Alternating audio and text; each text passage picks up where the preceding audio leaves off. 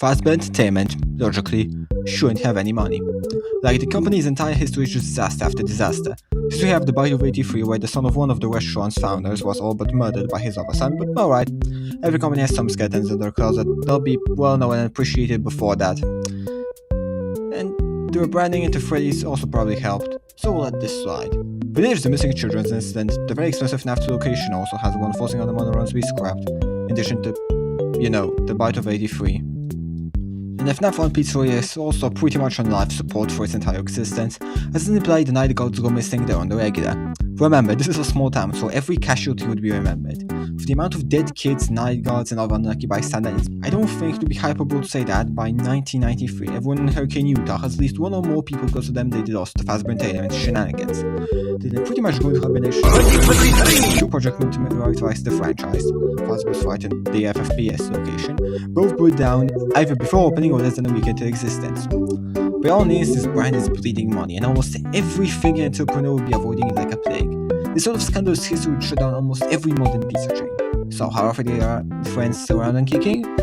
Merchandising! That's right. Do you really think any of the company's profits actually came from the pizza? Despite as early as FNAF 4, so the last days of Fazbear, that the company highly invested into PR and entertainment, with Fazbear and friends being so successful the main character, who hates animatronics, sells a bunch of merch in his room. It's even implied his friend/camera just a refuted toy that willingly had one of the characters on the show. Yet for the now defunct Fazbear delivery service implies respectable enough to let big YouTubers on their side. The ones that don't pull an afternoon on their audience members. Let's look at some real-life examples of how a brand can be revitalized. Chuck E. Cheese, after being in a spiral of despair for like 3 decades, so large that as late as 2024 people were saying they wouldn't survive to see the end of the decade, not helped by the fact that Chuck E. Cheese went bankrupt in 2020, they would go back from the brink and grow the profits by over 30% within the span of a few months. How? They got rid of the animatronics, a money sinking in danger, made the pizzeria less of a health hazard, and guess what? Got kids involved. They had an actually competent PR team that managed to set up shop across social media and successfully coaxed people into getting their offspring that chain known for being the hub of gang violence and child predators back in the 90s. Sound familiar? Oh, but that's not all. Disney itself, the House of Mouse. In the 60s and 70s, after Old World kicked the bucket and sent it to the Great Union-busting convention in the sky, this was in total shambles. What did they do? They appealed to nostalgia, ignored theaters in favor of milking the living shit out of the then rising home entertainment market, and leveraged their reputation and IPs to pump out cheap soap to keep their bottom line afloat. You think they made these later university acclaimed movies for the love of the art? No. It was so they could make a bunch of merchandise of the characters when they got recognizable, so that the children of the 80s would bug their parents for plushes and toy watches and whatnot. They moved with the times.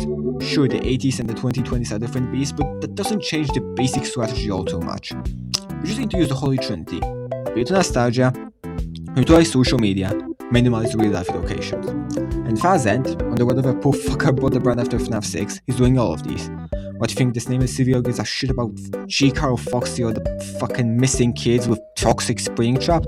No, he simply wants to milk these marketable-ass characters for all they're worth. And it's working, because for once, the company is led by an actually semi-competent and cost-cutting bureaucrat instead of a suicidal pyromaniac or a furry serial killer. The only exception to this rule is the Pizzaplex, but not really. There's a bunch of independent attractions that could still work even if it got rid of the animatronics. And yeah, sure, it is a problem that they're very faulty, but come on, this is still Fazbear Entertainment we're talking about. Or in the fact that replaced employees, aside from one white woman with bots that don't need pay, won't ask for maternity leave, and won't complain about having their frontal lobe bitten off, also probably comes in handy. It should also be noted that the idea of building a big Freddy mall already was an idea in the book trilogy, but it was scrapped for a variety of reasons, mostly being the fact that Hurricane, Utah, a town of 2,000, does not have the population to sustain a massive fucking mall built on a literal murder site. I'm honestly not surprised someone bought a Fazbear Entertainment in the game series. With it being dissolved after Pizza Sim, the IP probably cost $20, and while Pizzaplex did kind of break the rules I stated beforehand by repeating the mistakes of OG Freddy creations, it also kinda doesn't matter. They've diversified so much they've become stronger than ever before. You could bring down every remaining location, that there's too many of them anyway, and it wouldn't make a difference. All the stuff from the Fazbear Frights or Pizzaplex stays to just random shit that has FNAF characters snapping it to be more marketable, both in universe and in our world. What does Fazgoo have to do with Freddy's? You couldn't tell if it's related to the brand, if not for being labeled Faz fucking Goo. Same with the other in-universe stuff like the Sea Bunnies. Right, but what about the authorities? wouldn't they step in to stop this brand that's known for constantly causing chaos? Well, the only time we see any sort of government body or sort of law enforcement and other first responders is mentioned in the Sir Rice novel, where Carlton mentions his papa, the police chief, ran for mayor in 1993 but lost. When this was the health department being talked about in the FNAF 1 Easter egg newspapers, but at this point, how spaghetti the timeline is, I'm seriously unsure if we can trust them with the fucking drug-fueled hallucinations or whatnot. Other than that, nothing. No system mayors, or governors, or president, or committees meant to investigate things.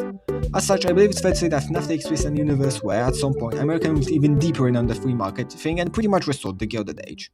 I mean, it's not like we're far off from that in our own 2026, so then spinning out the process by a few decades isn't much more fantastical than dead kids possessing robots or purple people being revived by soldiers and turning into moldy killer fairies. In short, the government's too corrupt and it is fair to do anything. So yeah, like and subscribe for more schizo ramblings from